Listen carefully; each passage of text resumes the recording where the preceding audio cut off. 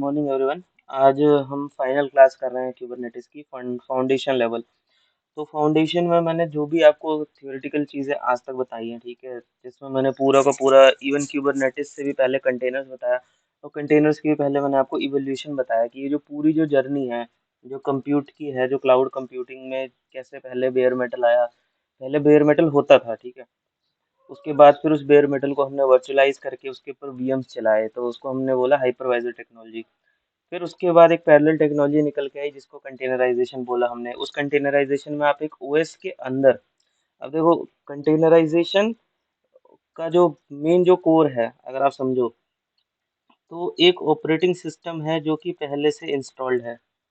तो कभी भी अगर आप क्यूबरनेटिस या कंटेनर्स को पढ़ते हो तो ये प्री रिक्विजिट है कि आपके पास ऑलरेडी एक ओएस इंस्टॉल्ड होगा। ओएस इंस्टॉल होगा, ठीक है। इसका मतलब ये है कि आप हार्डवेयर से स्टार्ट कभी भी नहीं करते हो। यही रीजन है कि जो कंटेनर्स होते हैं वो हमेशा ओएस के ऊपर चलते हैं, जबकि जो वीएम्स होते हैं वो हार्डवेयर के ऊपर चलते हैं। तो अगर मान लो कि मैं हाई लेवल पे डिफरेंशिएट करूँ, तो एक होता है बेयर मेटल, जिसमें आपके पास एक सिंपल हार्डवेयर होता है जिसके ऊपर आप अपना सर्वर पूरा का पूरा एप्लीकेशन इंस्टॉल करते हो। एक होता है जिसमें बेयर मेटल होता है, बेयर मेटल के ऊपर आप करते हो हाइपरवाइजर इंस्टॉल। तो यहाँ पे आप एक हाइपरवाइजर डालते हो और उसके बाद यहाँ पे आप अपने वीएम्स चलाते हो। तो ये जो वीएम्स होते हैं ये बेसिकली हार्डवेयर के ऊपर चलते हैं, ठीक है, ऑन टॉप ऑफ हार्डवेयर। और ये जो तीसरा है क्यूबरनेटिस, अब हम अगर इमेजिन करें तो यार वीएम के ऊपर चलता है, हार्डवेयर के ऊपर चलता है।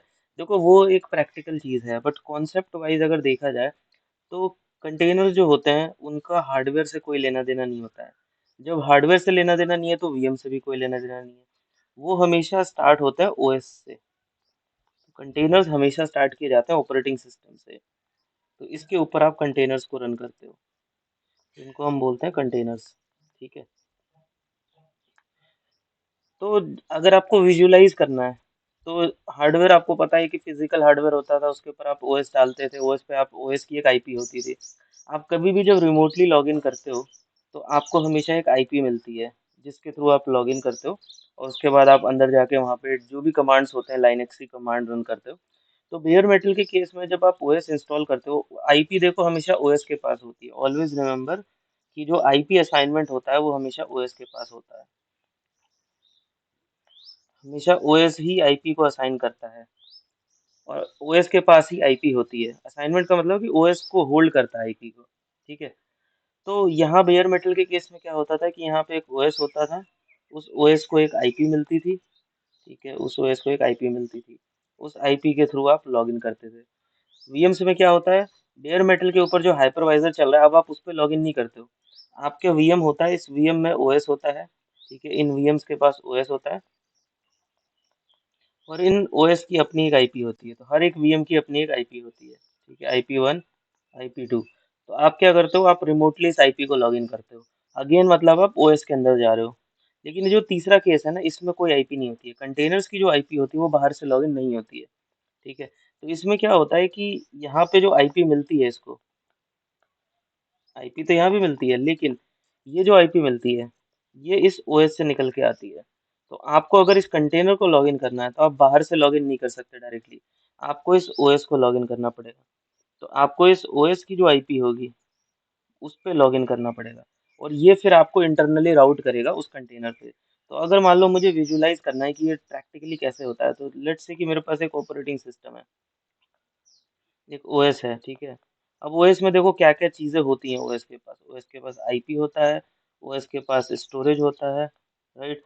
कोई भी ब्लॉक कनेक्टेड होता है स्टोरेज से, आप क्या करते ओएस पे क्या करते हो, ब्लॉक कनेक्ट करते हो या कोई फाइल सिस्टम को डायरेक्टली कनेक्ट करते हो, ठीक है।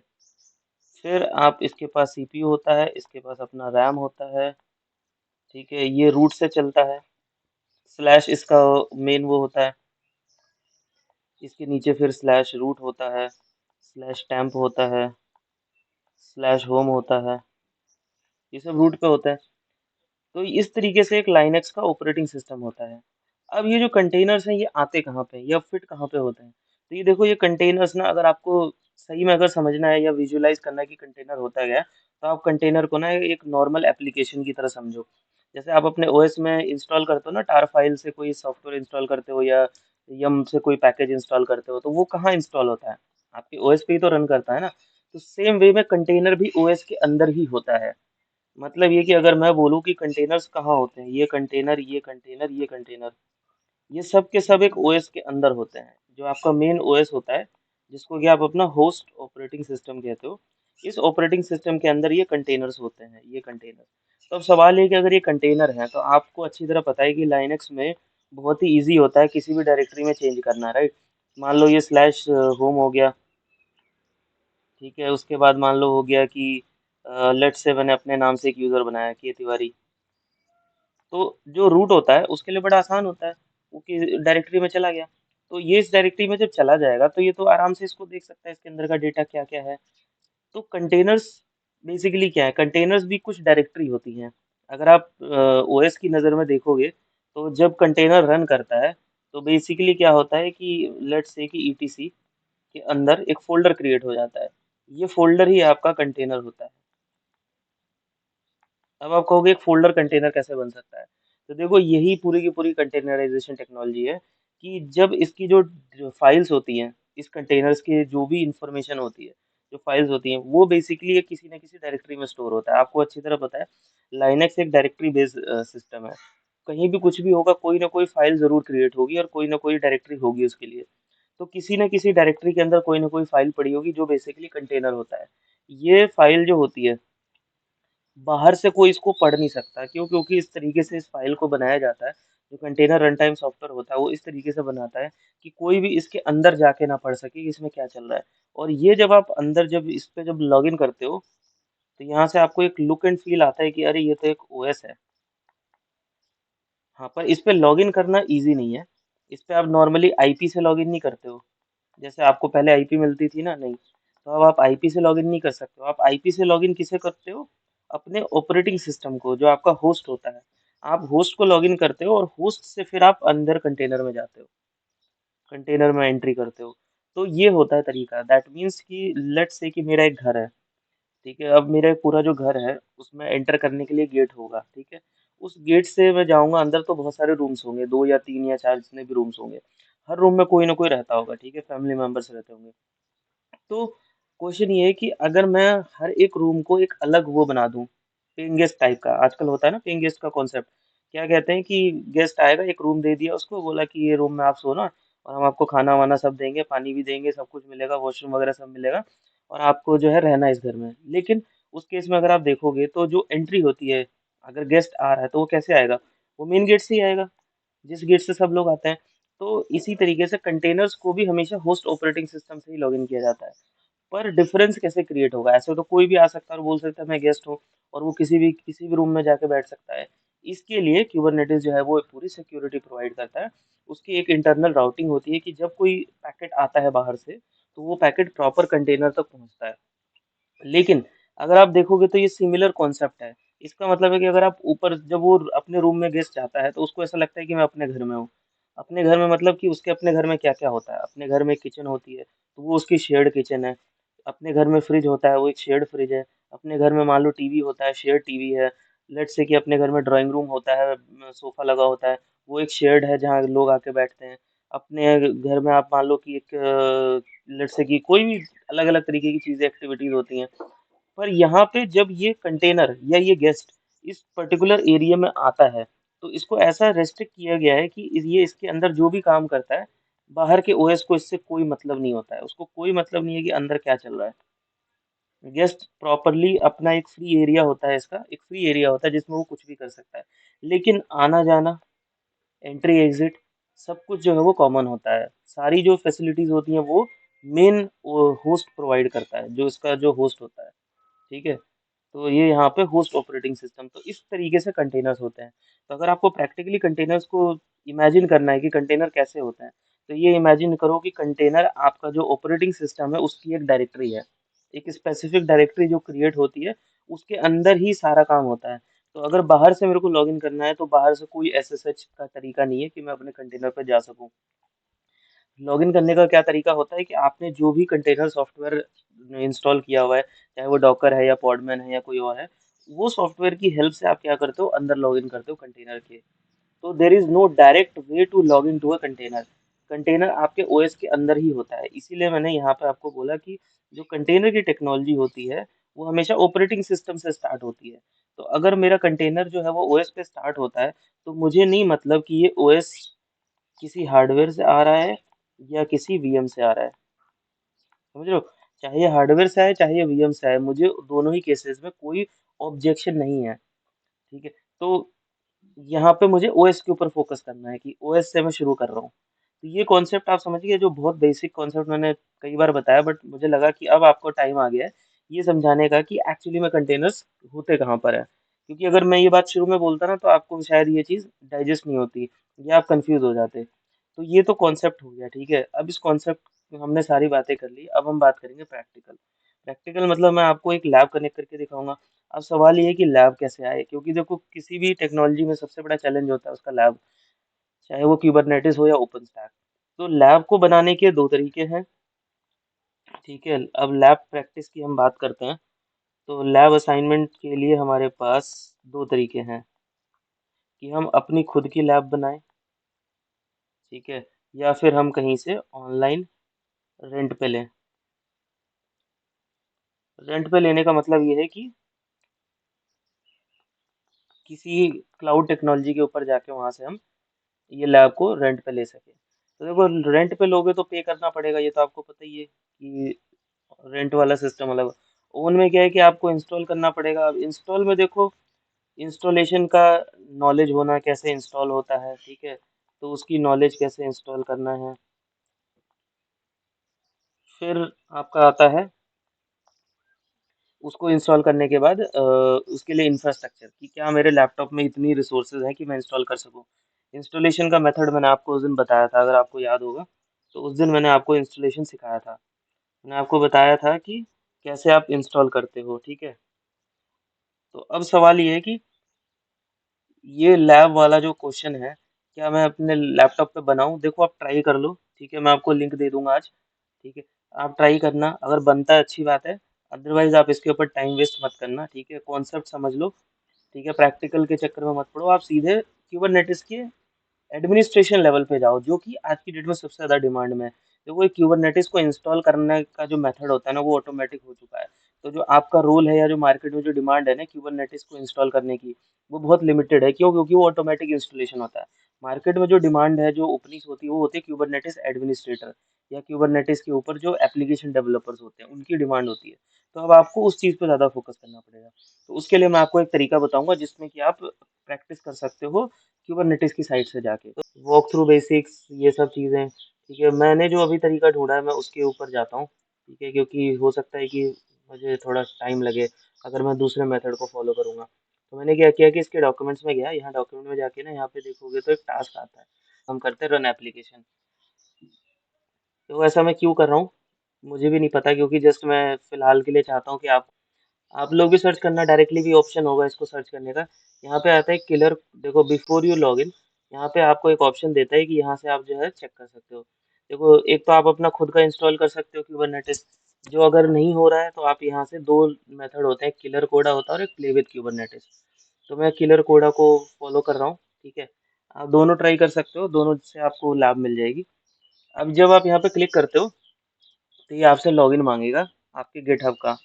तो आप गिटहब को लॉगिन करोगे, उसके बाद क्या होगा कि ये आपको यहाँ पे एक एनवायरनमेंट क्रिएट करके दे देगा। तो देखो यहाँ पे आपको एक एनवायरनमेंट मिल गया डायरेक्टली। अगर आप देखोगे जैसे ही मैंने इसको क्लिक किया, एक क्यूबरनेटिस का क्लस्टर क्रिएट हो गया मेरे सामने, ठीक है।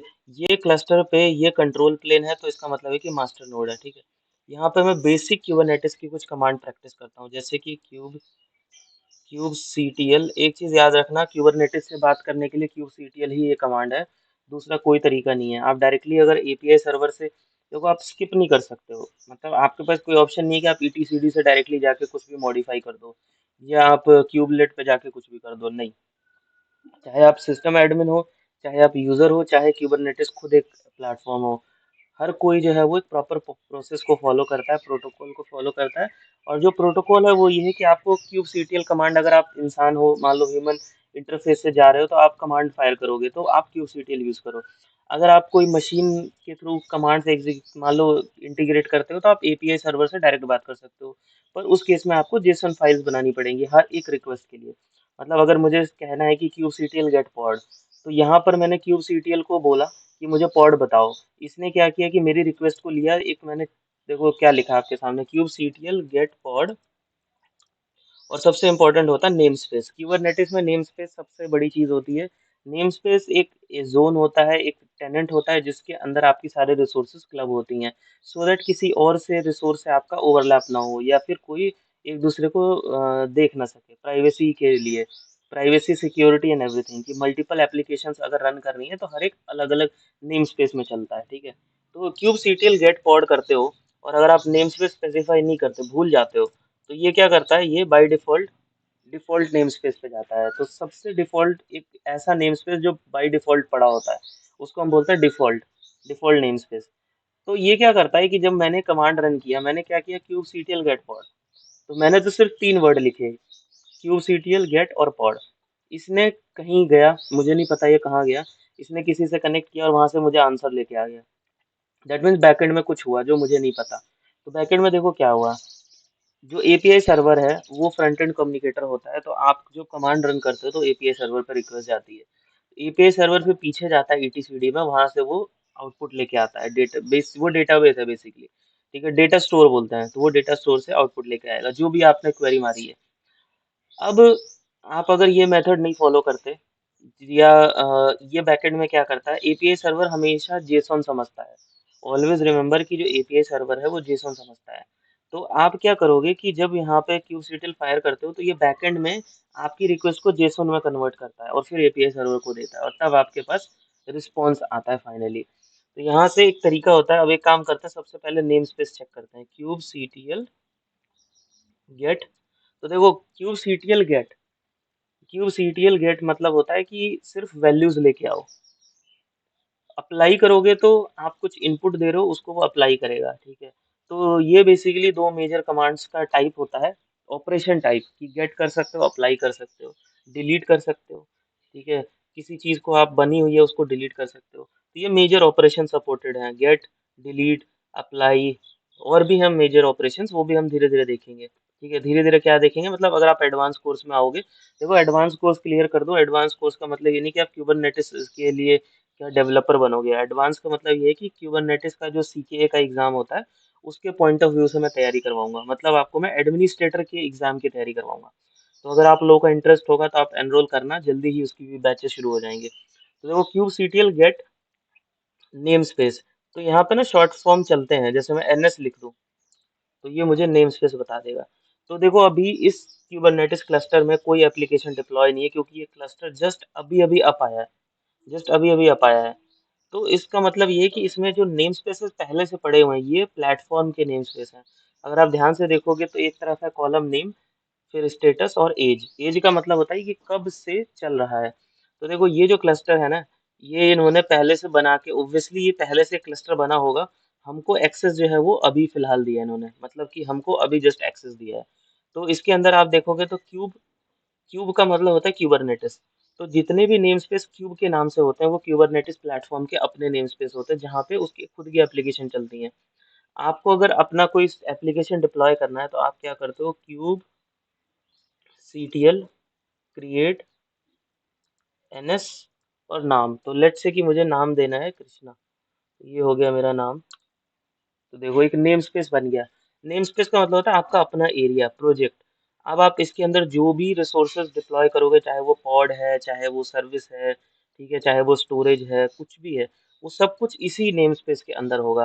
कोई भी दूसरा जो नेम स्पेस है वो इसको देख नहीं सकता, इंटरफेयर नहीं कर सकता, स्नूप नहीं कर सकता इसके पैकेट्स को। तो अब मैं व्यू करता हूँ क्यू सीटीएल गेट एनएस, तो अभी आप देखो नेम स्पेस आ गया 24 सेकेंड। अब मैं क्या करूंगा, मैं जो भी बनाता हूँ, अब लेट से मुझे करना है कि हाइफन एन करते हैं, माय मिस्टेक। हाइफन एन करोगे तो नेम स्पेस के लिए चला जाएगा, ठीक है। तो यहाँ पे देखोगे तो एक और ऑप्शन आता है, देखो, इसमें अभी कोई पॉड डिप्लॉय नहीं है, सिर्फ पॉड नहीं, कुछ भी डिप्लॉय नहीं है, ना पॉड ना सर्विस ना वॉल स्टोरेज, कुछ भी डिप्लॉय नहीं है, ना ही कोई नेटवर्किंग से रिलेटेड कोई चीज। एक ऑप्शन होता है क्यूब सीटीएल गेट पॉड। तो लेट्स से कि मैं बोलता हूँ कि किसी एक्टिव को देखते हैं, ठीक है। अभी थोड़ा सा टाइम लगेगा हमको। क्यूब पब्लिक करते हैं, कॉपी, ठीक है, -n, और यहाँ पे करते हैं पेस्ट। आई डोंट नो ये कॉपी पेस्ट का मेथड यहाँ चलता है नहीं चलता है। No resources found in the kube public. तो इसकी जगह मैं करता हूँ क्यूब सिस्टम। अब देखो क्यूब सिस्टम वो नेम स्पेस है जहाँ पे क्यूबरनेटिस की अपनी रिकॉर्ड्स चलते हैं, अपने पॉड। तो वहाँ पे आपको पता है क्या दिखेगा, देखो। मुझे थोड़ा सा स्क्रीन पे प्रॉपरली विजिबल नहीं है, बट लेट्स सी आपको अगर प्रॉपरली दिख रहा हो कि यहाँ पे आपको दिख रहे हैं कोर डीएनएस दिख रहा है, ईटीसीडी दिख रहा है, देखो ईटीसीडी दिख रहा है, ईटीसीडी मैंने आपको बताया। तो यहाँ से देख के आपको एक चीज समझ में आ रही होगी कि ये 1 by 1 लिखा हुआ है, देखो इसका रेडी लिखा हुआ है 1 by 1। स्टेटस है रनिंग, रीस्टार्ट बता रहा है कितनी बार रीस्टार्ट हो चुका है और कितनी एज है, मतलब कि इसकी उम्र कितनी है, कब कब ये डिप्लॉय हुआ था, ठीक है, फर्स्ट टाइम कब बना था। तो इसको देख के मुझे ये पता चल रहा है कि ये जो क्लस्टर है 41 डेज पहले बना था, 41 डेज पहले ये क्लस्टर क्रिएट हुआ था, ठीक है। और एक चीज और समझ में आ रही है, 1 by 1 का मतलब होता है कि एक डिफाइंड है और एक ही चल रहा है। अब एक डिफाइंड है इसका मतलब ये है कि एक सिंगल नोड मास्टर है। ये मास्टर के पास अगर मान लो मैं करता हूँ क्यूब सीटीएल गेट नोड, तो ये मुझे बताएगा कि इस क्लस्टर में कितने नोड हैं। यहाँ पे आप देख रहे हो kube CTL get node control plane node, मतलब एक मास्टर और एक उसका वर्कर। और यहाँ पे आपको उसका वर्जन दिख रहा है, तो ये देखो क्यूबरनेटिस का वर्जन है। एक चीज भी मैंने आपको शायद बताई होगी, नहीं बताई है, कि क्यूबरनेटिस का जो रिलीज होता है, सॉफ्टवेयर रिलीज, वो 3 लेवल्स पे डिफाइन होता है। जैसे कि ये होता है मेजर 1, फिर ये होता है उसका माइनर, और ये उसका उसका पैच सेट। तो 1.28.1, 1.28.1 ये क्यूबरनेटिस का रिलीज है। 1.27, 1.0, 1.19, 1.20, इस तरीके से क्यूबरनेटिस की रिलीज साइकिल आती है। क्यूबरनेटिस की रिलीज साइकिल भी मैं थोड़ी देर में बताने की कोशिश करता हूँ अगर मुझे टाइम मिलता है। पहले हम इस पे देखते हैं कि इस तरीके से आपको पता चलेगा कि आपके क्लस्टर में कितने नोड्स हैं। यहाँ से आपको ये पता चलेगा कि कितने पॉड चल रहे हैं। अब ये देखो, ये जो पॉड्स है ना, ये आपके क्या कहते हैं क्यूबरनेटिस के अपने हैं। तो अब देखो, मैंने एक चीज आपको जो पढ़ाया था क्यूबरनेटिस, तो मैंने आपको बताया था कि ये सारी सर्विसेज होती हैं। तो ये जो सारी सर्विसेज हैं क्यूबरनेटिस की, ये खुद एक कंटेनर के फॉर्म में डिप्लॉयड है। मतलब ये कि क्यूबरनेटिस ने अपनी जो सर्विसेज हैं जो उसको रिक्वायर्ड होती हैं, क्यूबरनेटिस में सब कुछ कंटेनर्स के फॉर्म में होता है। क्यूबरनेटिस की खुद की सर्विसेज भी कंटेनर के फॉर्म में है। इसका एडवांटेज क्या होता है कि देखो, दो तरीके होते हैं, या तो मैं इसकी आरपीएम बनाता, और आरपीएम बना के मैं इसको ऐसे सर्विस रन करता। तो सर्विस में रन करता तो क्या होता, सिस्टम सीटीएल स्टेटस ईटीसीडी, ईटीसीडी या system CTL status cube scheduler या क्यूब प्रॉक्सी। लेकिन क्या कहते हैं कि उस केस में मेरे को हर बार सिस्टम सीटीएल को स्टेटस को मॉनिटर कौन करता, या उसको इंस्टॉल कौन करता है। देखो, जब इंस्टॉल करते हो तो पूरा आरपीएम इंस्टॉल होता है, फिर उसकी कॉन्फ़िगरेशन होती है, फिर उसके बाद जब वो रन होता है तो उसको कोई मॉनिटर करेगा, और अगर वो स्टॉप हो गया तो उसको स्टार्ट करेगा। लेकिन जब मैं उसको कंटेनर के फॉर्म में बना दूं, तो आज की डेट में सर्विसेज को डिफाइन करने के दो तरीके होते हैं। एक होता है कि आप उसको एज अ आरपीएम बना के इंस्टॉल करो, ठीक है। जब आप उसको एज एन आरपीएम इंस्टॉल करते हो, तो एक चीज याद रखना, वो क्या करता है, वो एक पैकेज की तरह रन करता है आपके ओएस के ऊपर। लेकिन जब आप उसको कंटेनर बना के रन करते हो, सेम सेम सर्विस को आप एक कंटेनर बना के रन करो, तो जब आप उसको कंटेनर बना के रन करते हो तो आपको उसको इंस्टॉल नहीं करना पड़ता। देखो, कंटेनर्स का सबसे बड़ा एडवांटेज क्या है, कंटेनर्स का सबसे बड़ा एडवांटेज ये होता है कि कंटेनर्स को कभी भी इंस्टॉल नहीं किया जाता है, कंटेनर्स को हमेशा रन किया जाता है। जबकि कोई सर्विस होती है या वीएम होता है, उसको पहले इंस्टॉल किया जाता है। तो आपका जो इंस्टॉलेशन का टाइम है वो बच जाता है। ये सीधा रन होते हैं, कंटेनर सीधा रन होते हैं। तो जो भी रन टाइम, जो इंस्टॉलेशन के जो इश्यूज हैं वो खत्म हो गए। इसीलिए क्यूबरनेटिस के अंदर आपको इंस्टॉलेशन में एरर नहीं आती है किसी भी पॉड के लिए। क्यों? क्योंकि वो प्री डिफाइंड होता है, पहले से उसको सीधा रन होता है वो इंस्टॉल नहीं होता है। जबकि आप अगर ट्रेडिशनली वीएम्स में या बेयर मेटल पे कोई भी चीज जाते हो, तो सबसे पहले आपको उसको इंस्टॉल करना पड़ता है। इंस्टॉल करने में आपको बहुत सारे इश्यूज आते हैं, हो सकता है आपका इंस्टॉलेशन फेल हो रहा हो, आपकी कॉन्फ़िगरेशन सही से ना हो रही हो, कोई डिपेंडेंसी ना आपने प्रॉपर्ली इंस्टॉल करी हो। तो उसकी वजह से आपका जो ओवरऑल जो इंस्टॉलेशन एक्सपीरियंस है वो बहुत लेंदी होता है, कॉम्प्लेक्स होता है, प्लस वो खराब भी हो जाता है इन केस अगर वो इंस्टॉलेशन सही से नहीं हुआ। मान लो मैंने आपको एक टास्क दिया कि आप जाओ एक इंस्टॉलेशन करो, आप बोलोगे मुझे उसका डॉक्यूमेंट दो, फिर बोलोगे मुझे उसको सिखाओ कैसे इंस्टॉल करते हैं, उसके बाद भी जब आप इंस्टॉल करने गए तो कोई ना कोई चीज़ उसमें गड़बड़ हो गई। तो इसका मतलब है कि वो इंस्टॉलेशन एक्सपीरियंस जो है एक तो लंबा पड़ा, ठीक है, टाइम लगा, और दूसरा ये कि वो सही से नहीं हुआ। लेकिन अगर आप उसको कंटेनर बना देते हो, तो आपको सिर्फ़ और सिर्फ़ रन करना होता है, इंस्टॉल नहीं करना होता है। तो ये एडवांटेज होता है। इसीलिए कुबरनेटिस प्लेटफ़ॉर्म हो गया, ओपनस्टैक प्लेटफ़ॉर्म हो गया, और जितने भी आज की डेट में जो प्लेटफ़ॉर्म्स हैं, जो खुद सर्विसेज़ प्रोवाइड करते हैं, वो भी आज की डेट में कंटेनर्स को फ़ॉलो करते हैं। क्यों? क्योंकि कंटेनर्स को डिप्लॉय करना बहुत फ़ास्ट होता है, as compare to normal services. तो अगर यही सेम क्यूब शेड्यूलर को, क्यूब प्रॉक्सी को, क्यूब एपीआई को, इन सभी चीज़ों को अगर मैं लेट्स से एक सर्विस के फॉर्म में लेके जाता तो मेरे लिए बहुत लेंदी होता और मेरे को उसके लिए उसको फिर इंस्टॉल करना पड़ता। लेकिन अगर मैं उसको कंटेनर्स के फॉर्म में लेके जाता हूँ तो मैं सीधा रन कर सकता हूँ बिना किसी इश्यू के। तो यही रीज़न है कि हमेशा जो है वो आज की डेट में जो है प्रेफ़र किया जाता है कि आप किसी सर्विस को कंटेनराइज़ कर दो। लेट्स से कि अगर मुझे ऑप्शन दिया जाता है कि मुझे प्रोग्राम राइट करना है, ठीक है, मैंने डेवलप किया सॉफ्टवेयर। डेवलपमेंट आप अपनी लैंग्वेज में करते हो, चाहे जावा में करो, पाइथन में करो, रूबी में करो, किसी भी लैंग्वेज में करो, किसी भी टाइप का आप डेटाबेस बनाओ, एपीआई सर्वर बनाओ, कोई टूल बनाओ, front end, back end, middleware, कुछ भी बनाओ, जो भी आपको बनाना है, any type of development you do. As a software developer आप डेवलप करो, ठीक है, develop in your own way. लेकिन जब आप उसको पैकेज करके कस्टमर को देते हो, ठीक है, आप कभी भी सोर्स कोड कस्टमर को नहीं देते हो, आप हमेशा पैकेज देते हो। तो जब आप पैकेज देते हो और अगर कस्टमर के पास कंटेनर का एनवायरनमेंट है, देखो इसकी मेन मैंडेटरी प्रीरिक्विजिट क्या है कि कंटेनर आपने बना के दे दिया तो कस्टमर के पास क्यूबरनेटिस या कोई दूसरा इक्विवेलेंट कंटेनर टेक्नोलॉजी होना चाहिए, कंटेनर प्लेटफॉर्म होना चाहिए। अब देखो क्यूबरनेटिस ही मैंडेटरी नहीं है, हो सकता है कि आप डायरेक्टली कंटेनर्स को रन कर सकते हो, या आप कोई दूसरा ऑर्केस्ट्रेशन भी ले सकते हो इन केस अगर आपको क्यूबरनेटिस नहीं पसंद है। बट रिमेंबर क्यूबरनेटिस 15 साल से ज़्यादा जो है वो हो चुका है क्यूबरनेटिस को। और सबसे बड़ी बात है कि गूगल ने इसको इतने सालों तक अपने कॉमर्शियल एंटरप्राइज लेवल पे यूज़ किया हुआ है। गूगल की सारी सर्विसेज जो है वो क्यूबरनेटिस पे चलती हैं। तो एक लीडरशिप एग्जाम्पल मार्केट में पहले से प्रेजेंट है। तो ये रीजन है कि क्यूबरनेटिस को सब लोग पसंद करते हैं। ठीक है, तो coming back to the topic कि अगर आप उसको शिप करते हो, जब आप उसका पैकेज बनाते हो तो आप उसका आरपीएम बना सकते हो, आप उसकी टार फाइल बना सकते हो। लेकिन जो आरपीएम टार फाइल है वो नॉर्मल ओएस पे इंस्टॉल होता है, करेक्ट, नॉर्मल ऑपरेटिंग सिस्टम, मतलब वो वीएम पे कर सकते हो, बेयर मेटल पे कर सकते हो। लेकिन अगर आपने उसको कंटेनर का पैकेज दिया तो वो सिर्फ और सिर्फ कंटेनर प्लेटफॉर्म पे ही चलेगा, वो नॉर्मल वीएम पे नहीं चलेगा।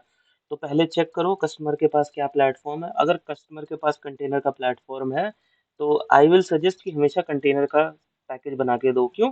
क्योंकि इस केस में आपको जो डिप्लॉयमेंट का बंदा होगा उसको इंस्टॉल नहीं करना होगा, वो सीधा रन कर सकता है। तो ये सबसे बड़ा एडवांटेज है रनिंग का। ठीक है, तो ये कुछ बेसिक कमांड्स मैंने आपको बताई है। तो वो बहुत बेसिक है, मैं आपको एक चीट शीट दे दूंगा, उस चीट शीट से आप बहुत सारे कमांड्स प्रैक्टिस कर सकते हो। ठीक है, एक पॉड डिप्लॉय कर सकते हो, मुझे नहीं पता है कि इसकी कनेक्टिविटी है या नहीं है, बट क्योंकि सबसे पहले आपको चाहिए होता है कंटेनर इमेज। अब देखो अगर मैं यहाँ पे पॉड डिप्लॉय करता हूँ तो मुझे उसके लिए कंटेनर का इमेज चाहिए, ठीक है। अभी मेरे पास इंफॉर्मेशन, मुझे नहीं पता कि इसकी कनेक्टिविटी है या नहीं है, हो सकता है होगी कनेक्टिविटी डॉकर से, तो वहां से आप अपना पैकेज डाउनलोड कर सकते हो कंटेनर का। या फिर अगर आपका कोई हेल्म अलग से हार्बर बना हुआ है तो हार्बर से आप डाउनलोड कर सकते हो। पर क्योंकि ये लैब मैंने जस्ट अभी ओपन किया है तो मुझे भी इसका इतना आइडिया नहीं है, तो मैं ज़्यादा टाइम वेस्ट नहीं करूंगा। तो इसके साथ मैंने आपको बेसिक दो चार कमांड्स दिखा दिए, ठीक है, एक कमांड और दिखाता हूँ। देखो गेट पॉड होता है, नेम स्पेस हाइफन ओ, वाइड करोगे तो ये आपको कंप्लीट इंफॉर्मेशन देगा पूरी।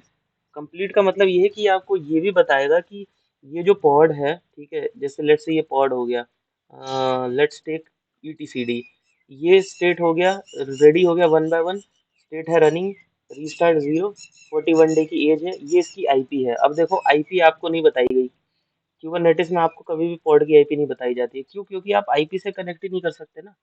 अगर मुझे आईपी पता भी है तब भी मैं कनेक्ट नहीं कर सकता, और जब भी ये रीस्टार्ट होगा तो ये जो आईपी है ये चेंज हो जाएगी। लेट्स से कि मैं इसको किल कर देता हूँ, ठीक है, तो एक तरीका होता है क्यूब सीटीएल डिलीट, ठीक है, पॉड, पॉड का नाम डाल दिया मैंने जैसे कि ईटीसीडी।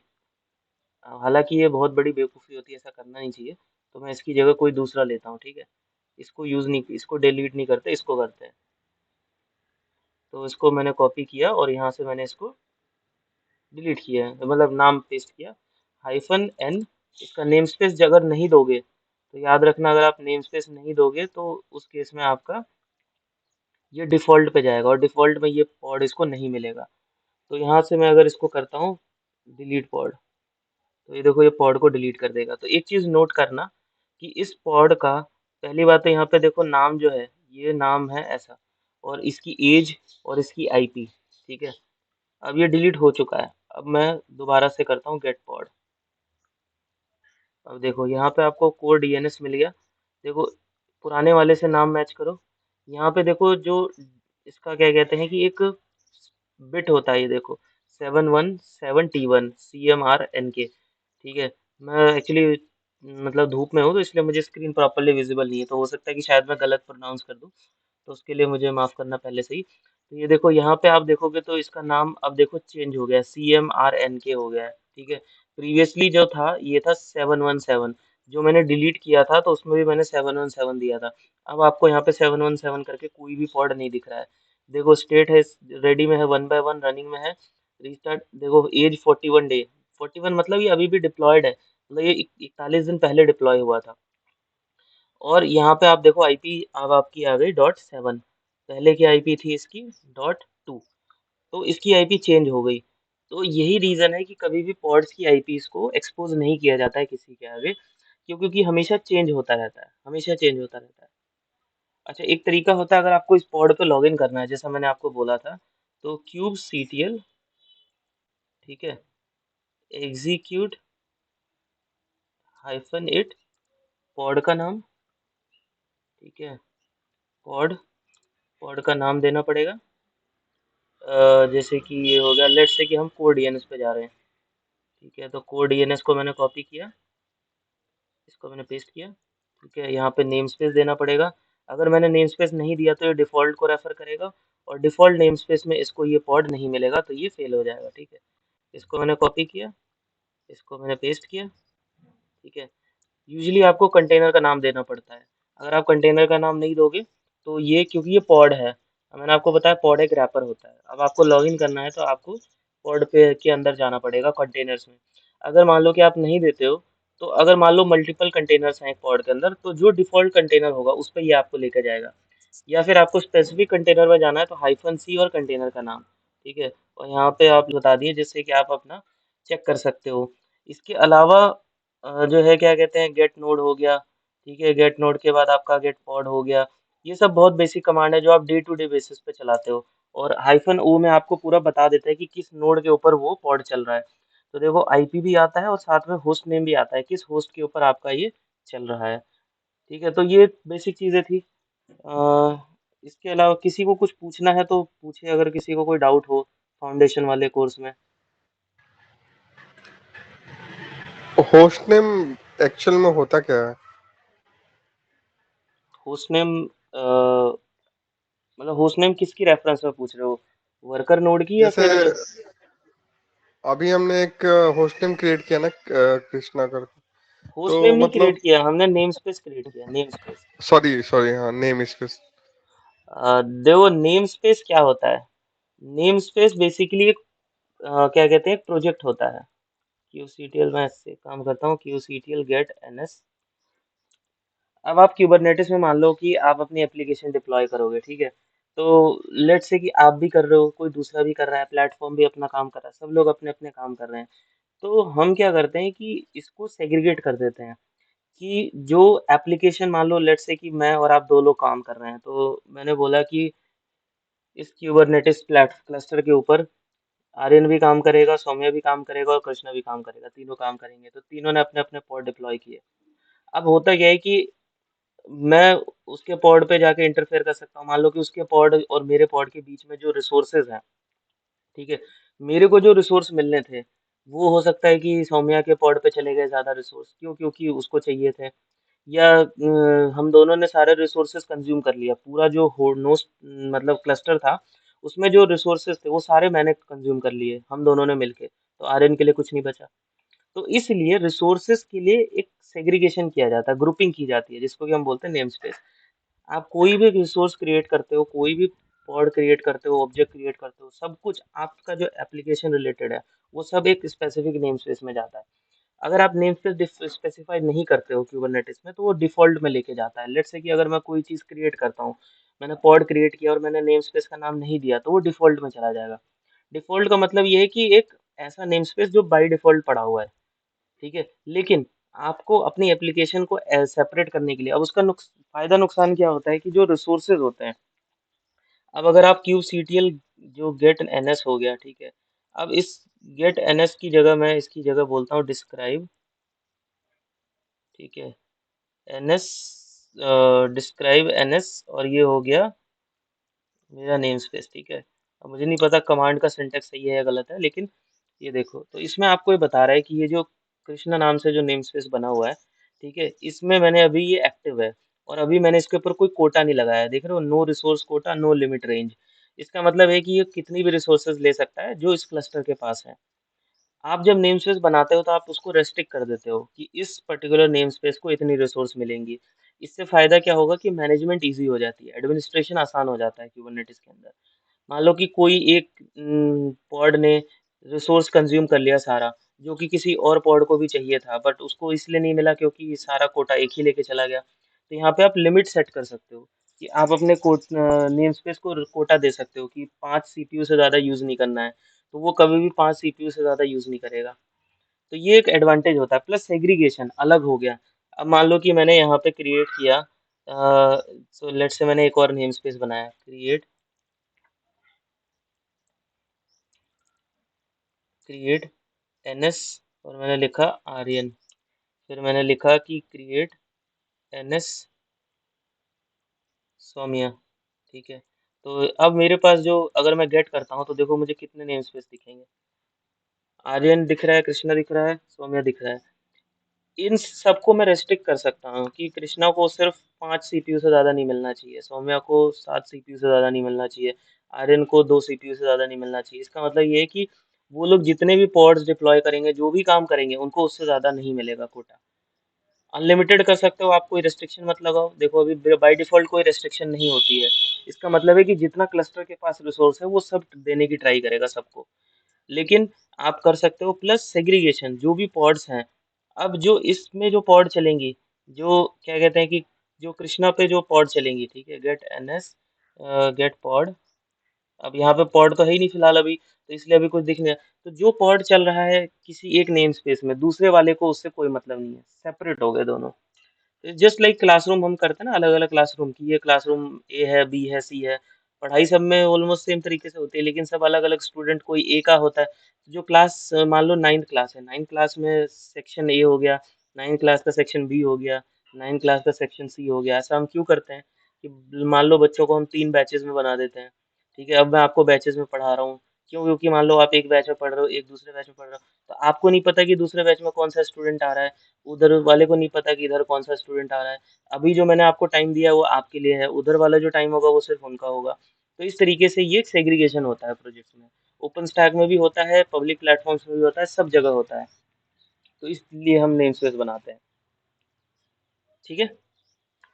ठीक है, गॉट इट। और किसी को कोई सवाल, सौम्या? नहीं?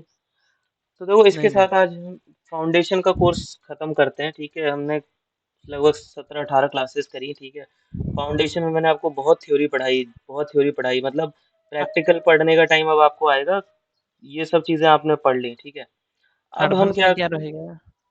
देखो एडवांस मैंने एडवांस बताया ना कि एडवांस का जो मेन ऑब्जेक्टिव है वो है आपका क्यूबरनेटिस का जो CKA का एग्ज़ाम होता है उसके ऊपर फोकस करना। क्योंकि यार अगर मैं एडवांस में बोलूँ तो मैं भी तो कोई इतना बड़ा एडवांस डेवलपर नहीं ना जिसने क्यूबरनेटिस बनाया है। तो मैं आपको एडवांस में CKA का एग्जाम स्पेसिफिकली मैं बोल दूंगा, CKA एग्जाम के पॉइंट ऑफ व्यू से मैं पढ़ाऊंगा। क्योंकि देखो CKA एग्जाम को लैब मैंडेटरी है, बिना लैब के आप CKA का एग्जाम ना तो पढ़ सकते हो ना पास कर सकते हो। तो मैं आपको लैब सबसे बड़ा कंसर्न है, ठीक है। पहले मैं थोड़ा बहुत ट्राई करता हूँ कि मैं इस वाली लैब में कितने यूज केसेस चला सकता हूँ जो कि एग्जाम में आते हैं। अगर वो सब आ सकते हैं तो मैं फिर एक प्रॉपर क्लास बनाऊंगा, अदरवाइज मैं रिक्वेस्ट करूंगा कि सब लोग अपना अपना एक लैब सेटअप बना के रखें, तो ही इस ये मतलब कोर्स का फायदा होगा। अदरवाइज फिर आप भी आओगे, मैं भी जाऊंगा क्लास में, और दोनों को फायदा नहीं होगा। ठीक है। तो मैं अभी पहले इसको ट्राई करूंगा, और मैं 1 वीक के अंदर, 1 या 2 वीक के अंदर मैं आपको बताऊंगा कि कब से क्लास शुरू हो रही है। ठीक है। हाँ ठीक है, आप बता देना।